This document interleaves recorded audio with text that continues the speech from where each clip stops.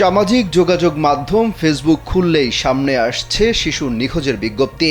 বুঝে না বুঝে যাচাই বাছাই না করেই শেয়ার করে দিচ্ছেন সেই পোস্ট। এভাবেই হু হু করে ছড়িয়ে পড়ছে নিখোঁজের পোস্টগুলো। বেশ কয়েকটি ফেসবুক পেজ ও গ্রুপ থেকে এই পোস্ট বেশি ছড়ানো হচ্ছে। এতে করে অনেকের মাঝেই আতঙ্ক ছড়িয়ে পড়েছে। কেউ কেউ বলছেন মাদ্রাসা শিক্ষার্থীদের টার্গেট করা হয়েছে, কয়েকদিনে অনেকেই নিখোঁজ হয়েছে। কিন্তু কারা কবে থেকে নিখোঁজ এসবের বিস্তারিত কিছুই দেয়া হয়নি।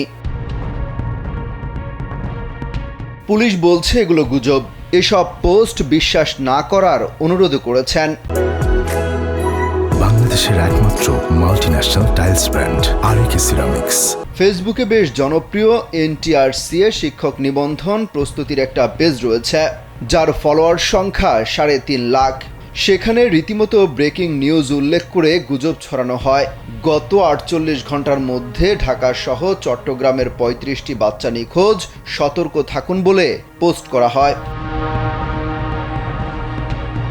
কিন্তু বাস্তবে এসবের কোনো সত্যতাই মেলেনি। যাদের ছবি দিয়ে হারানোর কথা বলা হচ্ছে তারা হয়তো কোথাও বেড়াতে গিয়েছিল বা খেলতে গিয়েছিল। পুলিশ বলছে সামাজিক যোগাযোগ মাধ্যম ফেসবুকে ছড়িয়ে পড়া গুজব বিশ্বাস করার কোনো কারণ নেই। যারা এসব তথ্য ছড়াচ্ছে তাদের ব্যাপারে প্রয়োজনীয় ব্যবস্থা নেওয়া হবে। গেল 2-1 দিন ধরেই এ নিয়ে সামাজিক যোগাযোগ মাধ্যমে বিভ্রান্তিকর তথ্য ছড়াতে থাকে। জানা যায় এর বেশিরভাগই চট্টগ্রাম ও কক্সবাজার জেলা কেন্দ্রিক ফেসবুক আইডি থেকে ছড়ানো হচ্ছে। কি উদ্দেশ্যে, কেন এসব ছড়ানো হচ্ছে তা এখনো পরিষ্কার না কারো কাছে। তবে কঠোর হুঁশিয়ারি দিয়ে রেখেছে পুলিশ। এই গুজব ছড়িয়ে পড়া ঠেকাতে অনেক সচেতন নাগরিক নিজের ফেসবুকে স্ট্যাটাস দিচ্ছেন। বলছেন ভুয়া তথ্য কোনোভাবেই বিশ্বাস করা যাবে না, মূলধারার কোনো গণমাধ্যমেই নিখোঁজ হওয়ার কোনো তথ্য নেই। একের পর এক শিশু নিখোঁজের গুজব নিয়ে চট্টগ্রাম কোতোয়ালি জোনের সহকারী পুলিশ কমিশনার জানান, এই ধরনের শিশু নিখোঁজের বহু পোস্ট তাদের চোখে পড়েছে।